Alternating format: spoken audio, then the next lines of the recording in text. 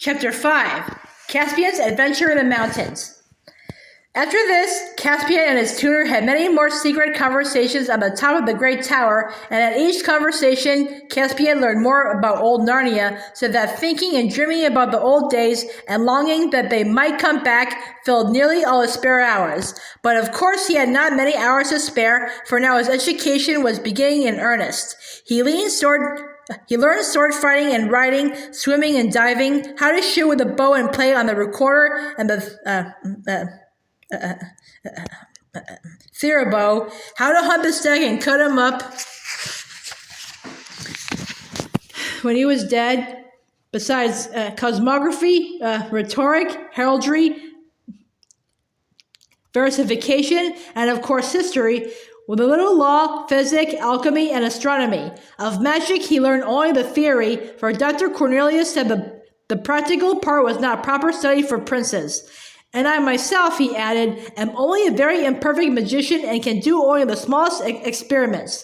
Of navigation, which is a noble and heroical art, said the doctor, he was taught nothing, because King Miraz disapproved of ships in the sea. He also learned a great deal by using his own eyes and ears. As a little boy, he had often wondered why he disliked his aunt, Queen Pruna Prismia.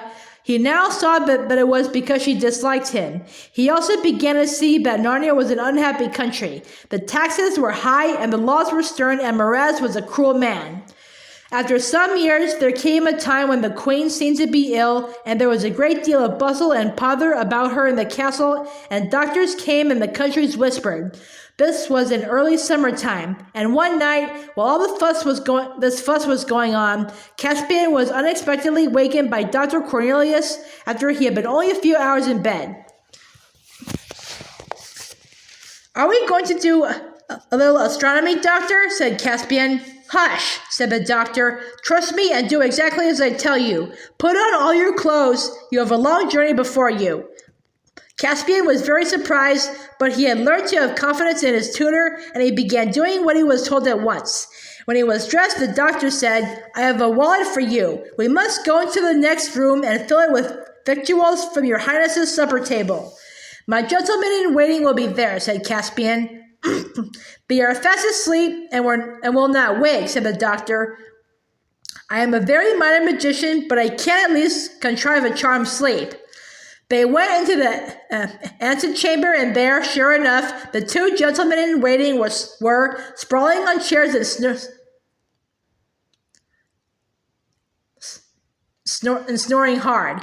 Dr. Cornelius quickly cut up the remains of a cold chicken and some slices of venison and put them, with bread and an apple or so and a little flask of good wine, into the wallet, which he then gave to Caspian. It fitted on by a strap over Caspian's shoulder, like a satchel you would use for taking books to school. "Have you your sword?" asked the doctor. "Yes," said Caspian. "Then put this mantle over all to hide the sword and the wallet. That's right. And now we must go to the great tower and talk." When they had reached the top of the tower, it was a cloudy night, not at all like the night when they had seen the conjunction of Tarva and Alambil. Dr. Cornelius said, "Dear Prince, you must leave this castle at once and go to seek your fortune in the wide world. Your life is in danger here." "Why?" asked Caspian. "Because you are the true king of Narnia, Caspian the 10th, the true son and heir of Caspian the 9th. Long live your majesty." And suddenly, to Caspian's great surprise, the little man dropped down on one knee and kissed his hand. "What does it all mean? I don't understand," said Caspian. "I wonder you have never asked me before," said the doctor. "Why, being the son of King Caspian, you are not King Caspian yourself. Everyone except your majesty knows that Miraz is a usurper. When he first began to rule, he did not even pretend to be the king. He called himself Lord Protector. But then your royal mother died, the good queen and the only Telmarine who was ever kind to me. And then, one by one, all the great lords who had known your father died or disappeared. Not by accident either. Miraz weeded them out." Belisar and Euvelus were shot with arrows on a hunting party. By chance, it was pretended. All the great house of the Passerids he sent to fight giants on the northern frontier, so one by one they fell. Arlian and Araman and a dozen more he executed for treason on a false charge. The two brothers of Beaver's Dam he shut up as madmen. And finally, he persuaded the 7 noble lords, who alone among all the Tellarmenes did not fear the sea, to sail away and look for new lands beyond the Eastern Ocean. And, as he intended, they never came back. And when there was no one left who could speak a word for you, then his flatterers, as he had instructed them, begged him to become king. And of course he did. Do you mean he now wants to kill me too? Said Caspian. That is almost certain, said Dr. Cornelius. But why now? Said Caspian. I mean, why didn't he do it long ago if he wanted to? And what harm have I done him? He has changed his mind about you because of something that happened only 2 hours ago. The queen has had a son.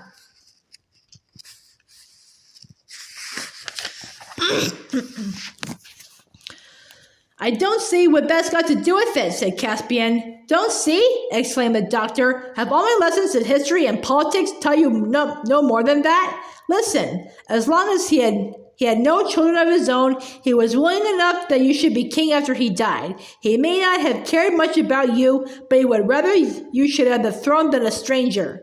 Now that he has a son of his own, he will want his own son to be the next king. You are in the way. He'll clear you out of the way. Is he really as bad as that? Said Caspian. Would he really murder me? He murdered your father, said Dr. Cornelius. Caspian felt very queer and said nothing. I can tell you the whole story, said the doctor, but not now. There is no time. You must fly at once. You'll come with me? Said Caspian. I dare not, said the doctor. It would make your danger greater. 2 are more easily tracked than 1. Dear Prince, dear King Caspian, you must be very brave. You must go alone and at once. Try to get across the southern border to the court of King Nain of Archenland. He will be good to you. Shall I never see you again? Said Caspian in a quavering voice. I hope so, dear king, said the doctor. What friend have I in the wide world except your majesty? And I have a little magic. But in the meantime, speed is everything. Here are 2 gifts before you go. This is a little purse of gold. Alas, all the treasure in this castle should be your own by rights. And here is something far better. He put in Caspian's hand something which he could hardly see, but which he knew by the feel to be a horn. That, said Dr. Cornelius, is the greatest and most sacred treasure of Narnia. Many terrors I endured, many spells did I utter, to find it when I was still young. It is the magic horn of Queen Susan herself, which she left behind her when she vanished from Narnia at the end of the Golden Age. It is said that whoever blows it shall have strange help. No one can say how strange. It may have the power to call Queen Lucy and King Edmund and Queen Susan and High King Peter back from the past, and they will set all to rights. It may be that it will call up Aslan himself. Take it, King Caspian, but do not use it except at your greatest need. And now, haste, haste, haste. The little door at the very bottom of the tower, the door into the garden, is unlocked. There we must part. Can I get my horse, Destrier? Said Caspian. He is already settled and waiting for you just at the corner of the orchard. During the long climb down the winding staircase, Cornelius whispered many more words of direction and advice. Caspian's heart was sinking, but he tried to take it all in. Then came the fresh air in the garden, a fervent handclasp for the doctor, a run across the lawn, a welcoming whinny from Destrier, and so King Caspian X left the castle of his fathers. Looking back, he saw fireworks going up to celebrate the birth of the new prince. All night he rode southward, choosing byways and bridle paths through woods as long as he was in country that he knew, but afterward he kept to the high road. Destrier was as excited as his master at this unusual journey, And Caspian, though tears had come into his eyes at saying goodbye to Dr. Cornelius, felt brave and, in a way, happy to think that he was King Caspian riding to seek adventures with his sword on his left hip and Queen Susan's magic horn on his right. But when day came, with a sprinkle of rain, and he looked about him and saw on every side unknown woods, wild heaths, and blue mountains, he thought how large and strange the world was and felt frightened and small. As soon as it was full daylight, he left the road and found an open grassy place amid a wood where he could rest. He took off Destria's bridle and let him graze, ate some cold chicken and drank a little wine, and presently fell asleep. It was late afternoon when he awoke. He ate a morsel and continued his journey, still southward, by many unfrequented lanes. He was now in a land of hills, going up and down, but always more up and down. From every ridge he could see the mountains growing bigger and blacker ahead. As the evening closed in, he was running their lower slopes. The wind rose. Soon rain fell in torrents. Destria became uneasy. There was thunder in the air. And now they entered a dark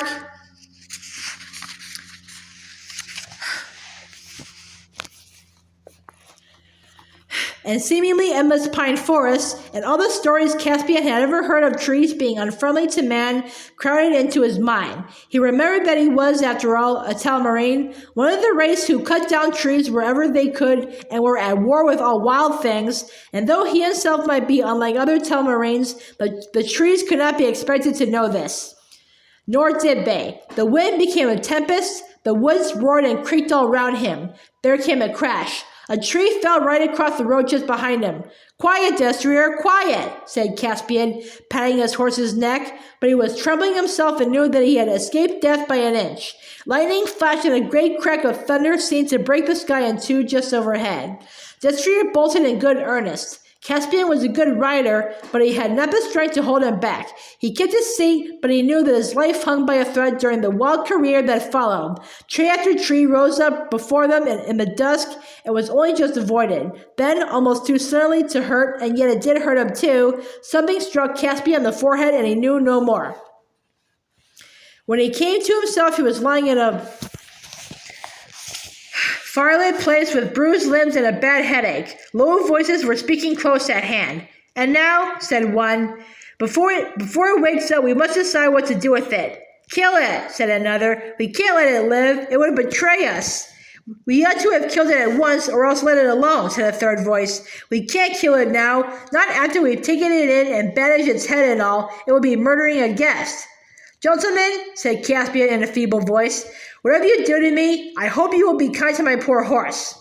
"Your horse had taken flight long before we found you," said the first voice, a curiously husky, earthy voice, as Caspian now noticed.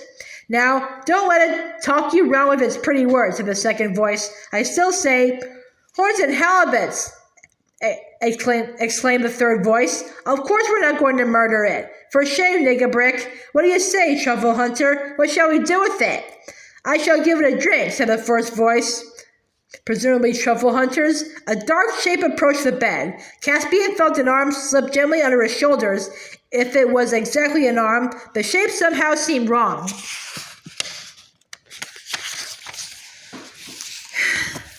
The face that bent toward him seemed wrong too. He got the impression that it was very hairy and very long-nosed, and there were odd white patches on each side of it. "It's a mask of some sort," thought Caspian, "or perhaps I'm in a fever and imagining it all." A cupful of something sweet and hot was set to his lips, and he drank. At that moment, one of the others poked the fire. A blaze sprang up, and Caspian almost screamed with shock as the sudden light revealed the face that was looking into his own. It was not a man's face, but a badger's, though larger and friendlier and more intelligent than the face of any badger he had seen before. And it had certainly been talking. He saw, too, that he was on a bed of heather in a cave. By the fire sat two little bearded men, so much wilder and shorter and hairier and thicker than Dr. Cornelius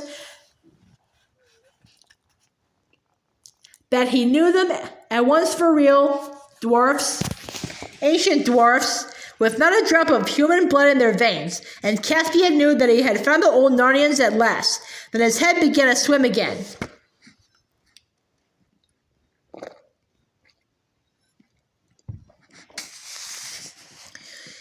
In the next few days, he learned to know them by names. The badger was called Truffle Hunter. He was the oldest and kindest of the three. The dwarf who had wanted to kill Caspian was a sour black dwarf. That is, his hair and beard were black and thick and hard like horsehair. His name was Nickabrick. The other dwarf was a red dwarf with hair rather like a fox's, and he was called Trumpkin. And now, said Nickabrick on the first evening when Caspian was well enough to sit up and talk, we still have to decide what to do with this human. You two think you've done it a great kindness by not letting me kill it. But I suppose the upshot is that we have to keep it a prisoner for life. I'm certainly not going to let it go alive, to go back to its own kind and betray us all. Bulbs and bolsters, Nickabrick, said Trumpkin. Why need you talk so unhandsomely? It isn't the creature's fault that it bashed its head against a tree outside our hole, and I don't think it looks like a traitor. I say, said Caspian, you haven't yet found out whether I want to go back. I don't. I want to stay with you, if you'll let me. I've been looking for people like you all my life. That's a likely story, growled Nickabrick. You're telling me and a human, aren't you? Of course you want to go back to your own kind. Well, even if I did, I couldn't, said Caspian. I was flying for my life when I had my accidents. The king wants to kill me. If you'd kill me, you have done the very thing to please him. Well now, said Truffle Hunter, you don't say so. Eh? Said Trumpkin. What's that? What have you been doing, human, to fall foul of Mraz at your age? He's my uncle, began Caspian when Nickabrick jumped up with his hand on his dagger. There you are, he cried, not only a Tellermane, but close kin and heir to our greatest enemy. Are you still mad enough to let this creature live? He would have stabbed Caspian then and there if the badger and Trumpkin had not gotten in the way and forced him back to his seat and held him down. Now, once and for all, Nickabrick, said Trumpkin, will you contain yourself, or must Truffle Hunter and I sit in your head? Nickabrick sulkily promised to behave, and the other two asked Caspian to tell his whole story. When he had done so, there was a moment's silence. This is the queerest thing I ever heard, said Trumpkin. I don't like it, said Nickabrick. I didn't know there were stories about us still told about the humans. The less they know about us, the better. That old nurse now, she better have held her tongue. And it's all mixed up with that tutor, a renegade dwarf. I hate him. I hate him worse than the humans. You mark my words. No good will come of it. Don't you go talking about things you don't understand, Nickabrick, said Truffle Hunter. You dwarfs are as forgetful and changeable as the humans themselves. I'm a beast, I am, and a badger what's more. We don't change. We hold on. I say great good will come of it. This is the true king of Narnia we've got here. A true king coming back to true Narnia. And we beasts remember, even if dwarfs forget, that Narnia was never right except when a son of Adam was king. Whistles and whirligigs, Truffle Hunter, said Trumpkin. You don't mean you want to give the country to humans? I said nothing about that, answered the badger. It's not men's country.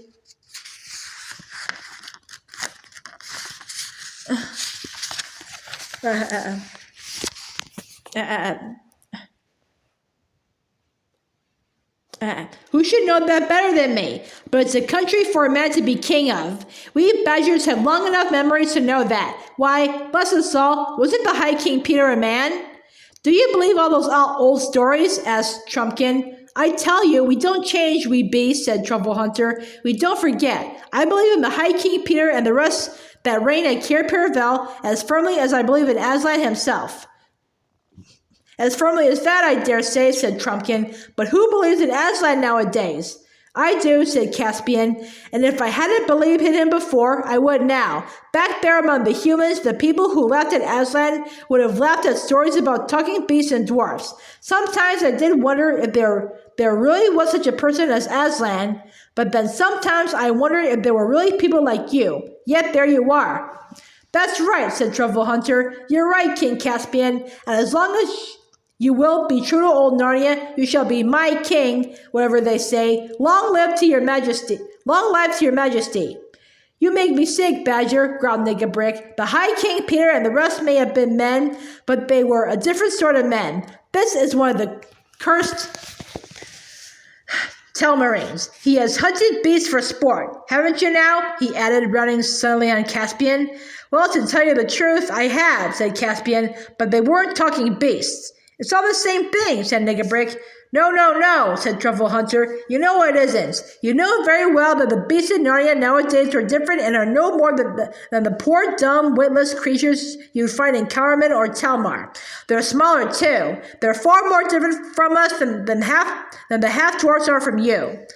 There was a great deal more talk, but it all ended with the agreement that Caspian should stay, and even the promise that, as soon as he was able to go out, he should be taken to see what Trumpkin called the others, for apparently in these wild parts all sorts of creatures from the old days of Narnia still lived on in hiding.